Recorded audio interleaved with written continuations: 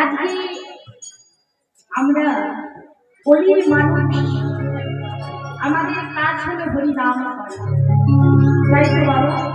শুধু বদল ভরি নাম করতেই হবে। কিন্তু বাবা বদল ভরি যে নাম করবে অন্তরে কিন্তু ভক্তির প্রয়োজন। কারণ ভগবানের শুধু নাম করলে চলবে না, ভগবানকে ভালোবাসার মতো বাঁচতে হবে। কারণ বাবা ভগবানকে যদি ভালোবাসার মতো বাসা না যায়, ভগবান কিন্তু আমাদের ডাকে সাড়া দেবে না। তার একটা ছোট প্রমাণ দিয়ে আপনাদের বুঝতে সুবিধে হবে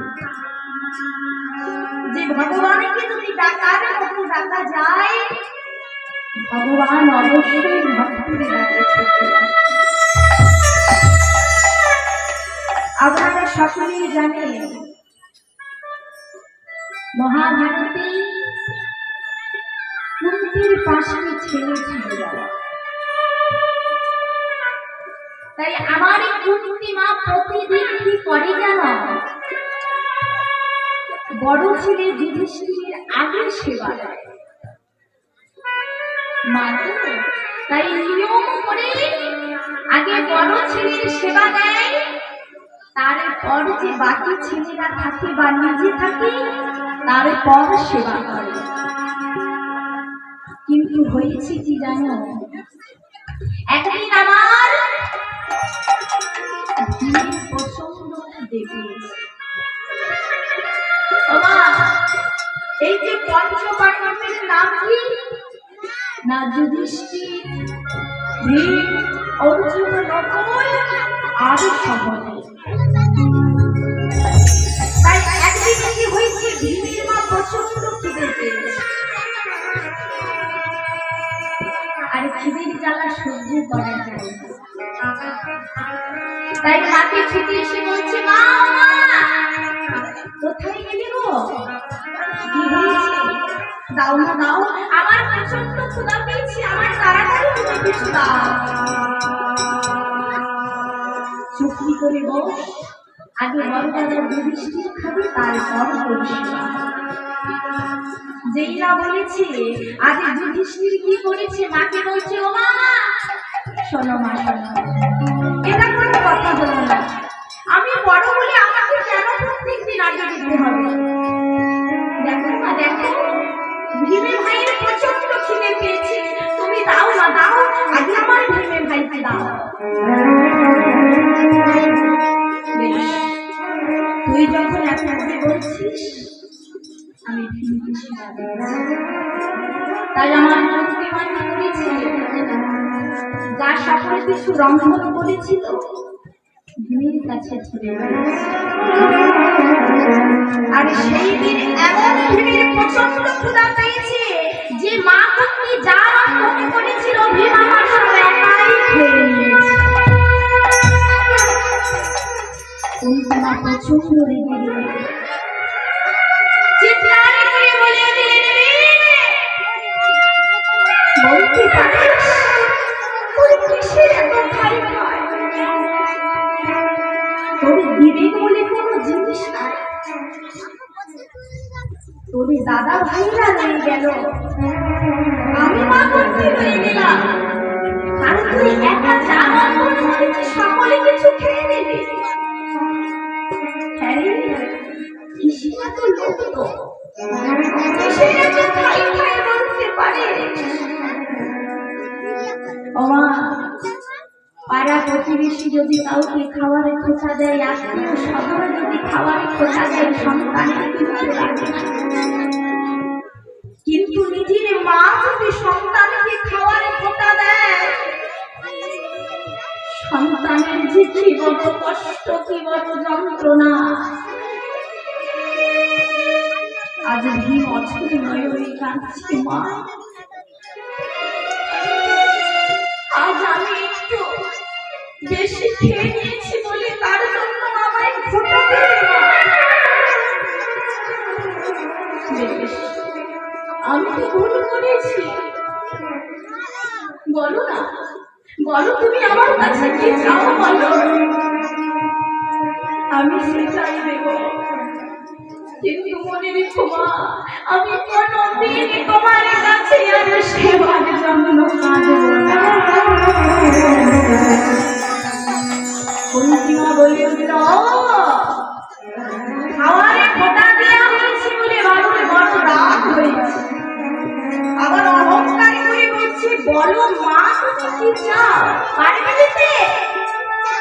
আমি যেটা চাইব তুমি দিতে পারবে মা?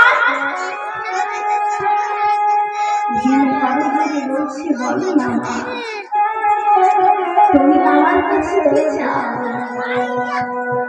দিতেই যদি হয়, এই কিছুক্ষণ আগে কৃষ্ণ হস্তিনাপুর থেকে দ্বারকায় চলে গেছে। দিতেই যদি হয়, আমাকে কৃষ্ণ এনে দেখাবে।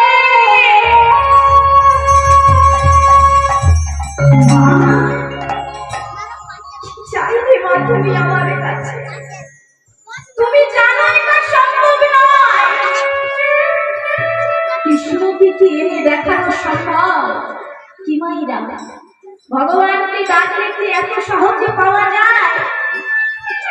মা, জগতে এত বস্তু থাকতে তুমি কৃষ্ণ এনে দেখা এটা চাইতে পারবে না। বেশ, তুমি যখন আমার কাছে প্রথম কিছু চাইলে, আমি তোমায় কথা দিলাম, তোমাকে কয়েক মিনিট নয়, কয়েক সেকেন্ডের মধ্যে আমি কৃষ্ণকে এনে দেখাবো। আর যেই না বলেছে যুধিষ্ঠির দাদা আর থাকতে পারলো না, ছুটে এসে তাড়াতাড়ি করে ভীমের হাতটা ধরলো। মাথা খারাপ হয়ে গেছে জানিস, হস্তিনাপুর থেকে দ্বারকার পথে 3 দিনের পর তুই কয়েক ঘন্টা, কয়েক মিনিট, কয়েকটা দিনেও আনতে পারবি না। আর এই না বলেছে ভীম পরম করে যুধিষ্ঠির দাদাকে বলছে, দাদা, ও দাদা, আমি হয়তো তোমার মতো এত শাস্ত্র হয়তো তোমার মতো করে কৃষ্ণকে ভক্তি করে ডাকতে পারো, কিন্তু আমিও যে কৃষ্ণকে একটু আধটু ভালোবাসি তার প্রমাণ দিতে দাও দাদা। ভাই, পারবে না ভাই, পারবে না দাদা, দেখো না আমি কি করি। বিমান দেরি না করে ভীমের হাতে একটা কি থাকে বলুন তোমার, কি থাকে? ওর ওজন কত জানি? 80 মণ।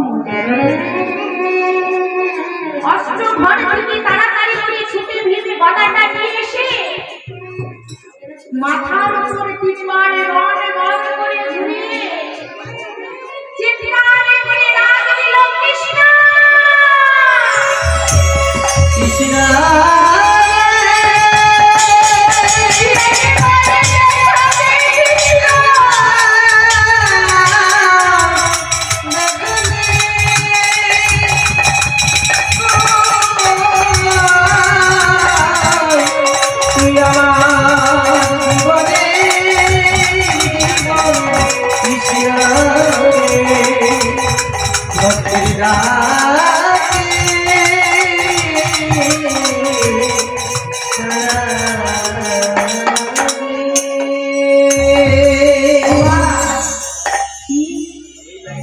চারিদিকে না ভেবে গদাটাকে শূন্যে ছুড়ে দিয়েছি বাবা, আর ছুড়ে দিয়ে গদাটা যেই জায়গাতে করবে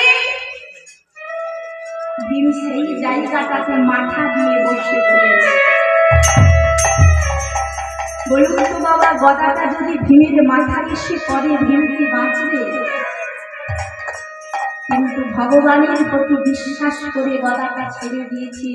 গদাটা কিন্তু থেমে নাই, বড় বড় করে ঘুরতে ঘুরতে নিচের দিকে নেমে আসছে। আর এই দিকে আমার কৃষ্ণ কি করেছে?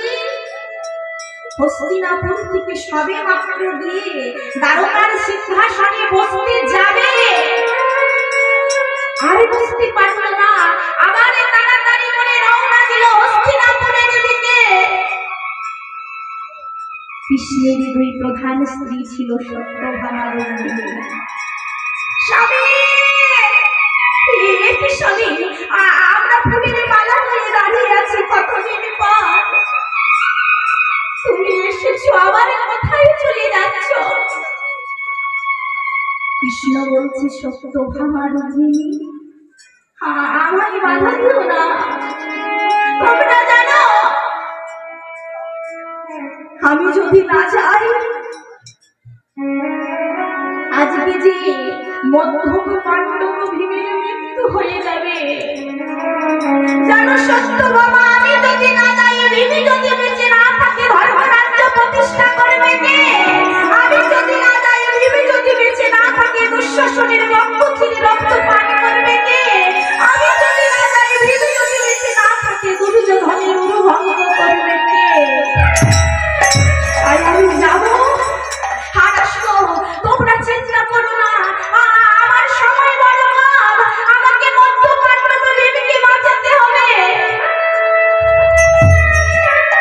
আর এইদিকে যেই না গদাটা ভীমের মাথায় পড়তে যাবে, দেখুন মা, 3 দিনের পা, কয়েক সেকেন্ডের মধ্যে কৃষ্ণ এসে গদাটাকে বুকের মধ্যে জড়িয়ে এক হাতে গদাটাকে জড়িয়ে নিয়ে আর এক হাতে করে ভীম ভক্তকে পেয়েছে। ভীম, এসেছিস কৃষ্ণ, এসেছিস, আমার কাছে এসেছিস কৃষ্ণ। আরে বাবা, এমন কেউ বোকামি করে? আমার যদি আসতে একটু দেরি হয়ে যেত, তোমার তো মৃত্যু হয়ে যেত। মৃত্যু? ভীম হেসে বলছে, আমার মৃত্যু হতো না কৃষ্ণ, হতো না? হ্যাঁ কৃষ্ণ, আমি জানি যে পক্ষে কৃষ্ণ রায়, তার কি কখনো অপমৃত্যু হয়? সেটা না হয় মানলাম। আরে বাবা, এমনি ডাকলেই তো আমি চলে আসতাম, এরকম জীবন মরণে বাজি রেখে কেউ ডাকে? আসবি না কৃষ্ণ? আমি যদি তোর ফটোর সামনে বসে ডাকতাম, কৃষ্ণ আমার মা তোকে দেখতে চেয়েছি, একবারে দেখাতে আসবি? কোনোদিন আসবি না। তাই তো আমি জীবনে বাজি রেখে তোকে দেখেছি, যাতে তুই আসবে বাধ্য হবি। আর এই দৃশ্যটা দেখে কন্তিমা আর থাকতে পারল না, ছুটে এসে ভীমের চরণ তলের কাছে পড়ে কাঁদছে। ওরে রে,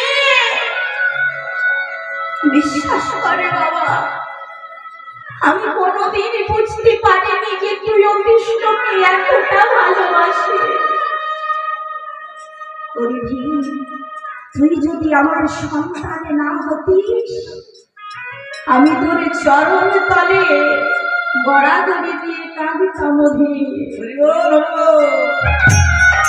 তাই বাবা, বোঝা গেল যে জীবন মরণে বাজি রেখে যদি দয়াময়কে ডাকা যায়, গোবিন্দকে ডাকা যায়, গোবিন্দ কিন্তু না এসে থাকতে পারে না। তাই চলো আমরা লীলার মধ্যে প্রবেশ করবার আগে সকলে মিলে বৃন্দাবনের একটা ভজন শ্রবণ করতে করতে লীলার মধ্যে প্রবেশ করব। কারণ বাবা, সকলে জানে যেখানে হয় হরিনাম সংকীর্তন, সেটাই হয় মধুরময় বৃন্দাবন। এই যে এত সুন্দর ভক্তের শোভা, এটা কিন্তু হরিবাসরের শোভা বাবা। ভক্ত যদি না থাকে, হরিবাসর মানায় না। তাই পদকবি একটা কথা বলেছে, কি বলেছি জানেন? আকাশের শোভা চন্দ্র যেমন, চন্দ্রের শোভা তারা, আরে ব্রজের বাঁকা কৃষ্ণ শোভা, আরে নদী আছে।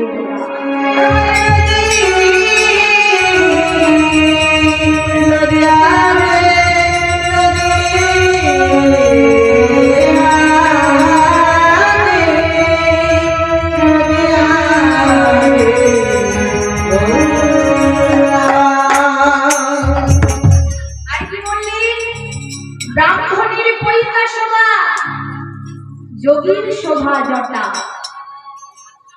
আর বৈষ্ণবের তিলক শোভা মেয়েদের সিন্দুরের ফোঁটা সরোবরের পদ্ম শোভা পদ্মের শোভা অলিভ আর হরিবাসনের শোভা হলো আমার গৌর ভক্ত মণ্ডলী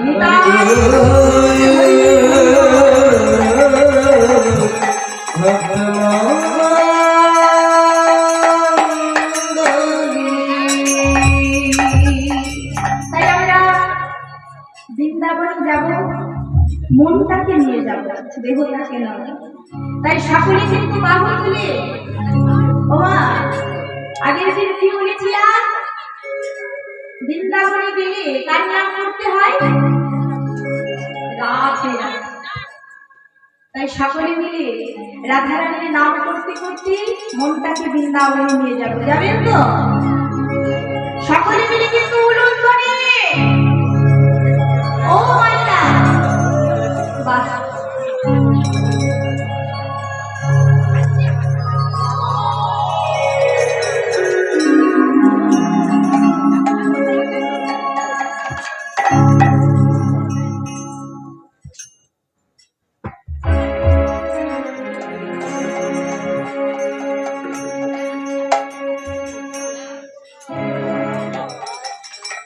তাই মাইরা বৃন্দাবনে গোপী ভাব আমরা সকলেই জানি।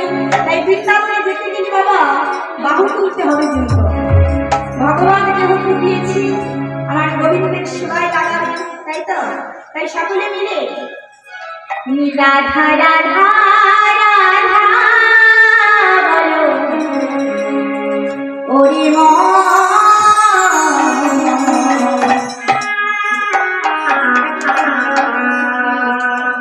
যদি যাবি মধুর বৃন্দাবন রাধা রাধা রাধা রাধা রাধা রাধা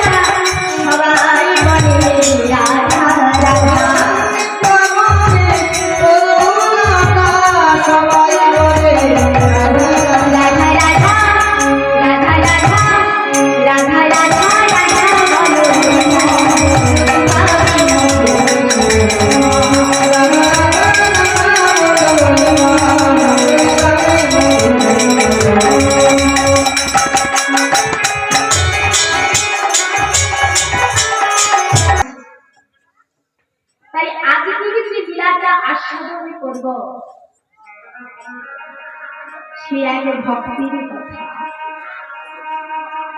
কারণ বাবা ভগবানকে ভালোবাসতে গেলে কিসের প্রয়োজন হয় বলুন তো?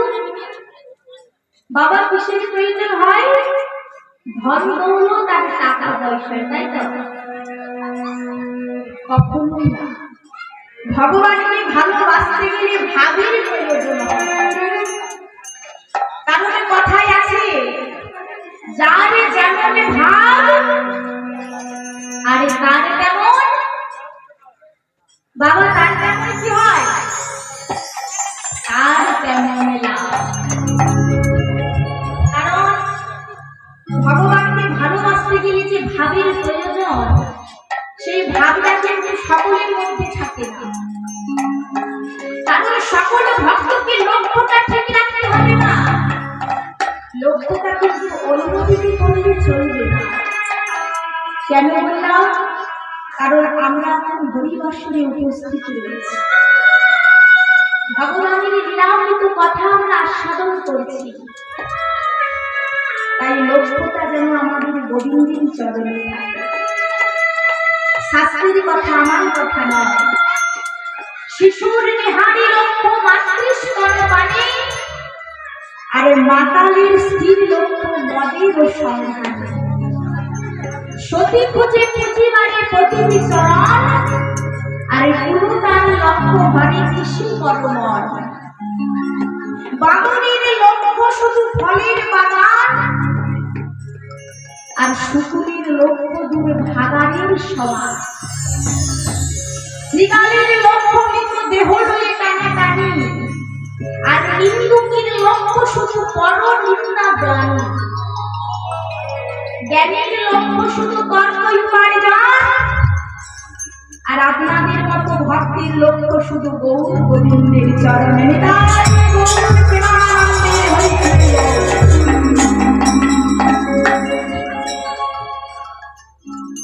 তাই আজকের যে লীলা, তাই ভক্তির কথা আমরা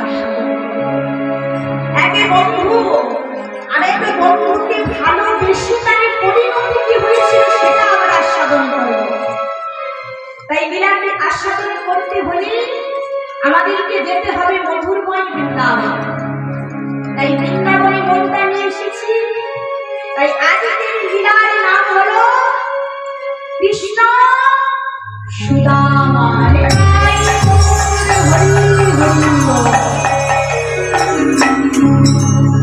তাই বাবা, বৃন্দাবনে একটি গ্রাম অবস্থিত ছিল, যার নাম ছিল বিধর্ম গ্রাম। আর একটা দরিদ্র ব্রাহ্মণ পরিবার ছিল। এই যে সুদামার কথা আজ আমরা আস্বাদন করব।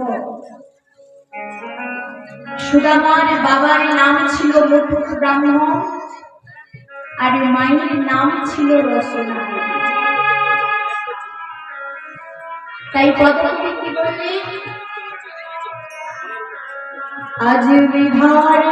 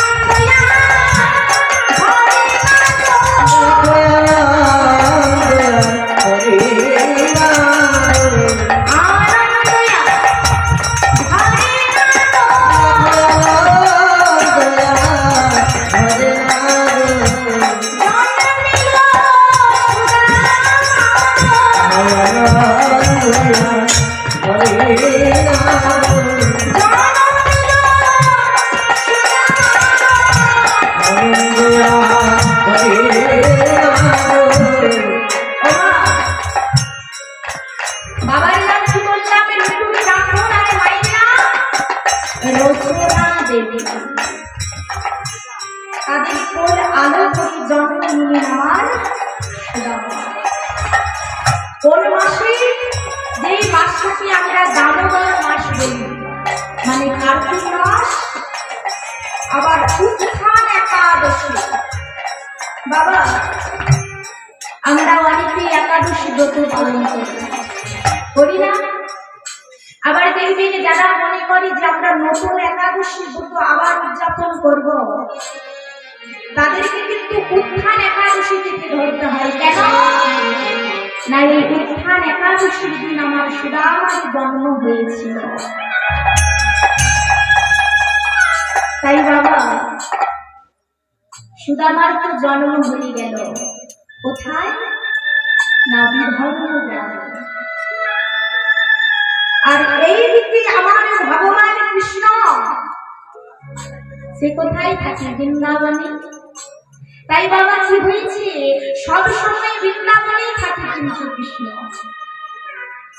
তাই আজ কৃষ্ণ সকল বন্ধুদের সঙ্গে নয়ে, আর নবরক্ষ ভেরু সঙ্গে নয়ে মাঠে গেছে গোচরণ করতে। কারণ বাবা, আমরা সকলে জানি যে ভগবান গরু চড়ায়, কিন্তু কেন গরু চড়াচ্ছে এটা কি আমরা জানি? ভগবান হয়ে গরু চড়াচ্ছে। ভগবান প্রতিটি কলির জীবকে বলল, রে কলির জীব, আমি যেটাই করি না কেন তার পেছনে কারণ থাকে। প্রত্যেকটাই জীবকে শিক্ষা দেওয়ার জন্য। ভগবান যেমন মাঠে গরু চড়ায়, আমরাও তেমন সংসারে মাঠে গরু চড়াই। আরে বাবা, ভগবানের 24 জনে বন্ধু আছে। শ্রীরাম, সুদাম, দাম, বসুদাম, সুবল, মহাবল, সুবাহু, যোগকৃষ্ণ, অর্জুন, লবঙ্গ, মধুমঙ্গল, এরকম করে 24 জন বন্ধু আছে। ভগবানের যেমন 24 জনে বন্ধু আছে, আমাদেরও দেহের মধ্যে কিন্তু 24 জন বন্ধু আছে। গুণে মিলিয়ে 10টা ইন্দ্রিয়, 5টা জ্ঞানেন্দ্রিয়, আর 5টা কর্ম ইন্দ্রিয়, আর হলো পঞ্চভূত। খিপি অফ তেজ মরুদ। তাহলে বাবা 10 এ 5 কত হলো? 10 এ 5 কত হলো? 11। 10 এ 5 15। আর রয়েছে 6টা রিপু, কাম, ক্রোধ, লোভ, মদ, মোহ, মাৎসর্য। তাহলে 15 আর 6 কত? 21।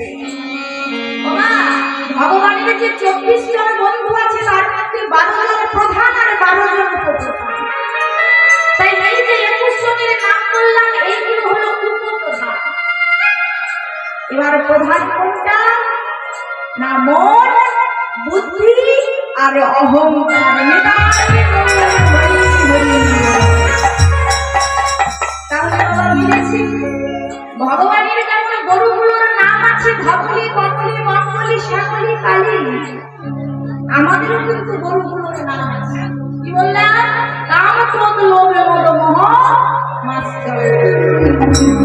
তাই আজকে আমার কৃষ্ণ সকল বন্ধুদের নই, সকল বন্ধুকে বলি উঠল, বন্ধু শোন, প্রত্যেক দিনে দুপুরে আমরা বিনোদ খেলা খেলি, কিন্তু আজকে বিনোদ খেলা খেলবো ঠিকই, কিন্তু খেলাটা যদি একটু অন্যরকম খেলা যায়, তখন আর সকল বন্ধুরা বলছে, কানাই কেমন খেলা? বন্ধুরা আদর করে ভালোবেসে কৃষ্ণকে কানাই বলে ডাকত। বলছে, আজকের খেলার নাম কি জানিস? বলছি, কি খেলার নাম বল? বলছি, তবে শোন, আজকের খেলার নাম হলো কাঁধে গড়াইয়া রে কাঁধে চড়া, কাঁধে গড়াইয়া রে কাঁধে চড়া।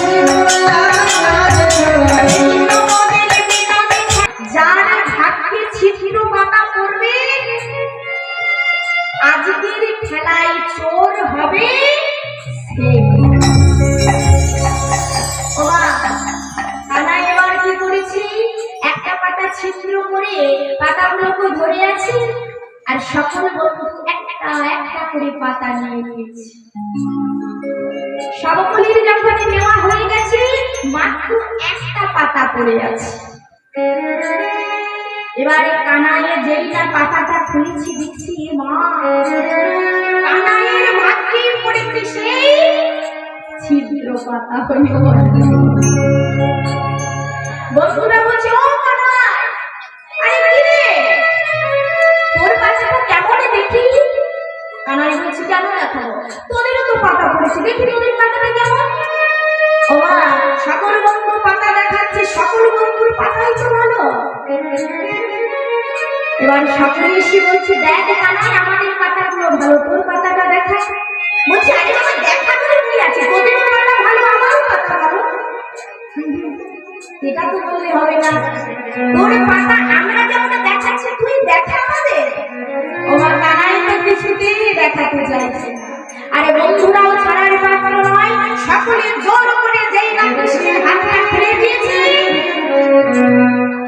দেখছে কানাইয়ের ভাগ্যে পড়েছে ছিদ্র পাতা। বলছে কিরে কানাই এবার বল সত্যি সত্যি চোরকে? কানাইকে প্রচন্ড লেগে গেছে। ও আমি চোর তো, আমার কাঁধে উঠবি তোরা? সকলে আয়, আমি সকলকে কাঁধে নেবো। কি ভেবেছিস আমাকে? আমি কাঁধে উঠতে পারবো না। তাই বা সকলকে একে একে বন্ধু সকলকে আমার কৃষ্ণ কাঁধের মধ্যে চড়াচ্ছে। কিন্তু মা সকল বন্ধু কাঁধের মধ্যে চড়লে কি হবে? ওই দূরে একটা বন্ধু দাঁড়িয়ে আছে।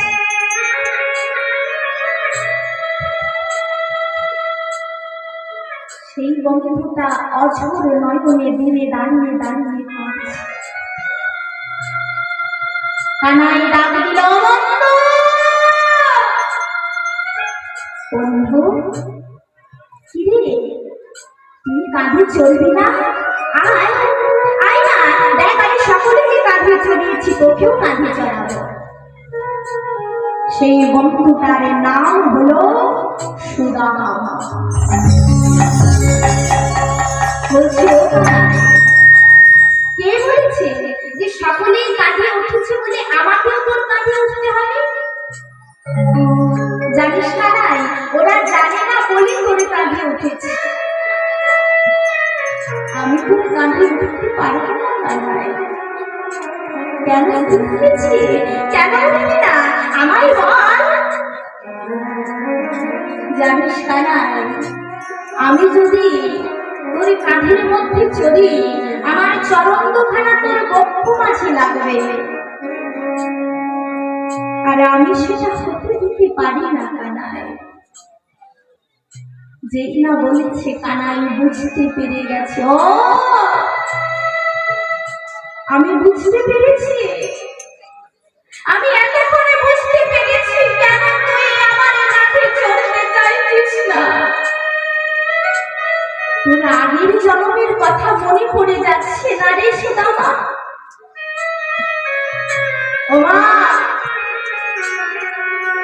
এই সুদামা যে কেন কাঁধে চড়তে চাইছে না কৃষ্ণ, সেটা জানতে হলে এরা আগের জন্মে কে ছিল আমাদেরকে জানতে হবে। তাহলে এটা দাপর যুগের কথা, আগের জন্মের কথা জানতে হলে আমাদেরকে যেতে হবে কোথায়? না ত্রেতা যুগে।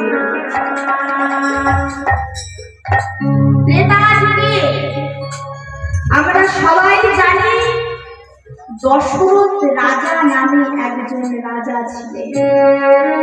জানেন তো বাবা? এখানে আমার বয়স্ক বাবা মায়েরা আছে, সকলেই রামায়ণ পড়েছে। দশরথ রাজা তিনটি প্রধান স্ত্রী ছিল। দশরথ রাজার একদিন কঠিন অসুখ হয়েছিল, আর এমন বড় অসুখ এই দুটো আঙুল পচে গলে পোকায় কিলবিল কিলবিল করছিল। কত বড় বড় বৈদ্য কবিরাজ এসেছে, কেউ কিন্তু ভালো করতে পারছে না। ওমা, তখনকার দিনে ডাক্তার ছিল না গো, তখনকার দিনে তাদেরকে বলা হতো বৈদ্য বা কবিরাজ। তাই অনেক দূরে দূরান্ত থেকে বড় বড় বৈদ্য কবিরাজ এসেছে, কেউ দশরথ রাজাকে আর বাঁচাতে পারছে না। সবার বদলে একটাই কথা, দশরথ রাজা আর বাঁচবে না।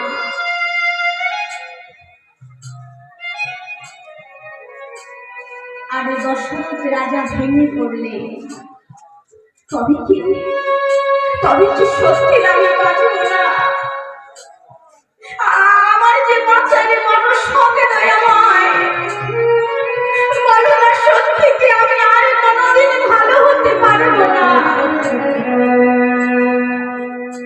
দশরথ রাজা যখন জীবনের আশা ছেড়ে দিল, এমন সময় একদিন অনামী কবিরাজ, যার কোনো নাম নাই। ওমা, দেখবেন আমাদের যদি কোনো অসুখ করে, আমরা অনেক দূর দূরান্ত থেকে বড় বড় ডাক্তারকে দেখাই, কিন্তু দেখবেন তাদের কাছেও ভালো হলো না, হাতুড়ি ডাক্তারের কাছে ভালো হয়ে গেল। তাই এই যে অনামী কবিরাজ, এর কোনো নামকরণ নয়। তাই সে ছুটে এসে হাত জড়ো করে মহারাজ দশরথের কাছে বলছে, মহারাজ, কে এসেছো তুমি ভাই? আমি কবিরাজ। কবিরাজ, কেন এসেছো? আমি তো আর বাঁচবো না। সবাই বলেছে আমি হয়তো অনেক কয়েক মিনিট বেঁচে থাকবো। না মহারাজ, আমি আপনাকে বাঁচিয়ে তুলব। আমি কথা দিচ্ছি, আমি আপনাকে বাঁচিয়ে তুলব। মহারাজ, বাঁচাবে? বলো না, তুমি সত্যি কথা বলছো তো? জানো, আমার না বড় বাঁচতে ইচ্ছে করে, জানো। আমার মনে বড় আশা, আমার রামচন্দ্র অযোধ্যার রাজা হবে। আমি তো নয়ন ভরে আমার সন্তান রামচন্দ্রকে দেখব। বলো না কবিরাজ, পারবে তুমি আমায় বাঁচাতে? পারবো মহারাজ। আপনার যে 3 জন প্রধান স্ত্রী আছে, ওই স্ত্রীর মধ্যে কোনো একজন স্ত্রী যদি আপনার ওই গলা পচা আঙুল কোথায় দিগবিল করছে, আঙুল দুটোকে প্রত্যেক দিন যদি মুখ দিয়ে টেনে টেনে পরিষ্কার করে দিতে পারে, আমি কথা দিলাম আপনি তাড়াতাড়ি সুস্থ হয়ে যাবেন।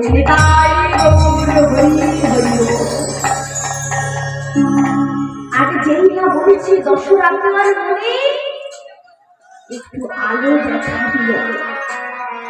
তাই দেরি না করে ওই 3 জন স্ত্রীর মধ্যে সব থেকে যাকে বেশি ভালোবাসে, তার নাম হলো ছোট রানী সুমিত্রা। দশরথ রাজার 3টি প্রধান স্ত্রীর নাম কৌশল্যা, কৈকেয়ী আর সুমিত্রা। তাই দশরথ রাজা বেশি ভালোবাসে ছোট রানীকে। কেন না, দেখতেও খুব সুন্দরী আর বয়সটাও অল্প। তাই কারো কাছে না গিয়ে আগে এসেছে ছোট রানীর কাছে। সুমিত্রা, স্বামী, কি হয়েছে স্বামী? আমায় বলো তোমার কি হয়েছে?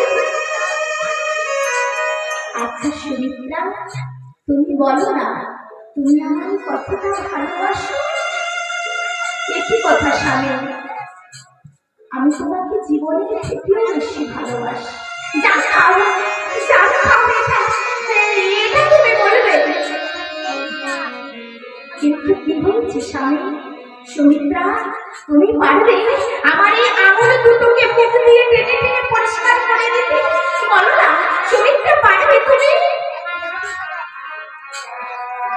সুমিত্রা বলছে, স্বামী, আমি তোমাকে আমার জীবনের থেকেও ভালোবাসি, কিন্তু কি বলো না। ওই আঙুল দুটো মুখ দিয়ে টেনে পরিষ্কার করতে আমি পারবো না। কি বলছো সুমিত্রা, তুমি পারবে না? না স্বামী, আমি পারবো না। মনটা ভেঙে গেল দশরথ রাজা। এবার এলো কার কাছে? না রামের মা কৌশল্যার কাছে।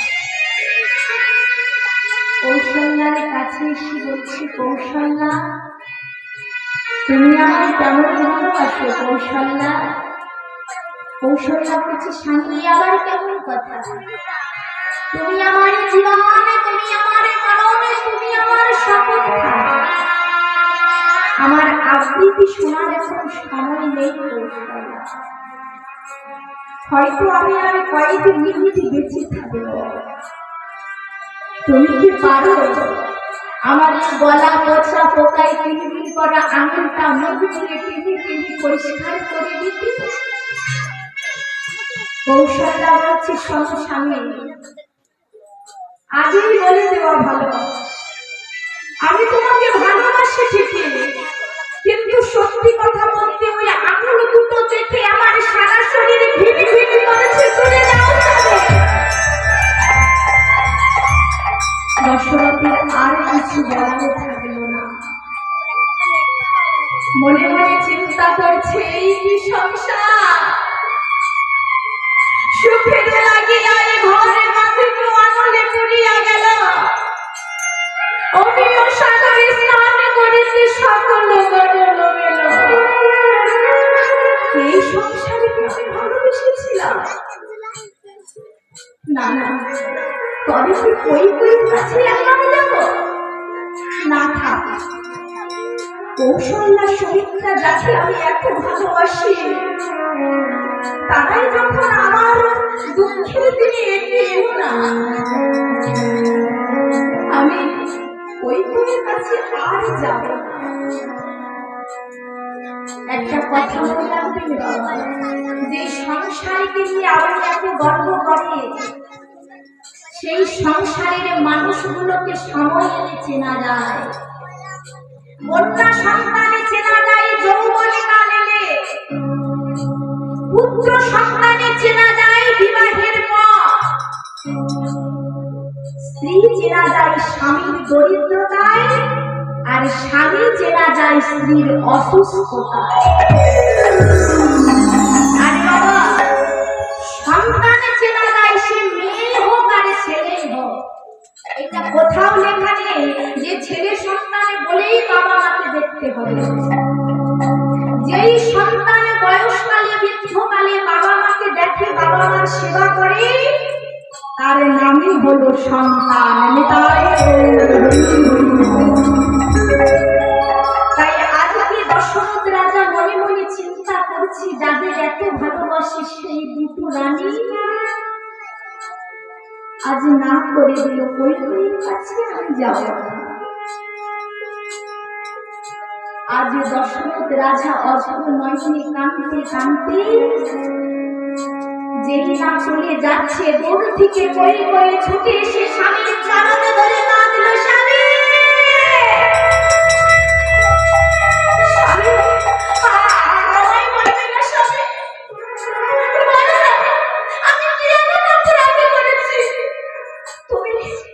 সুমিত্রাকে বললে, কৌশল্যা দেবীকে বললে, কই আমাকে তো বললে না।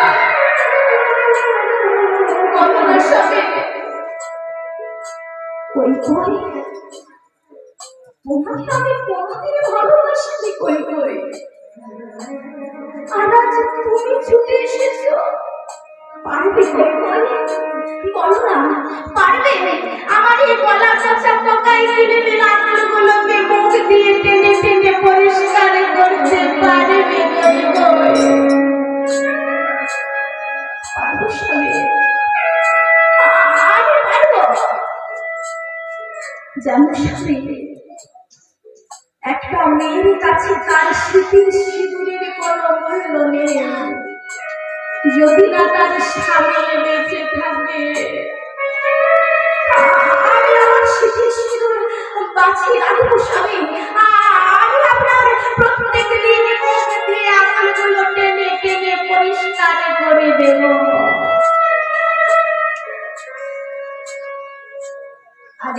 সময় আমার দশরথ রাজার মনে একটু শান্তি হল। কারণ দশরথ রাজাকে মায়ায়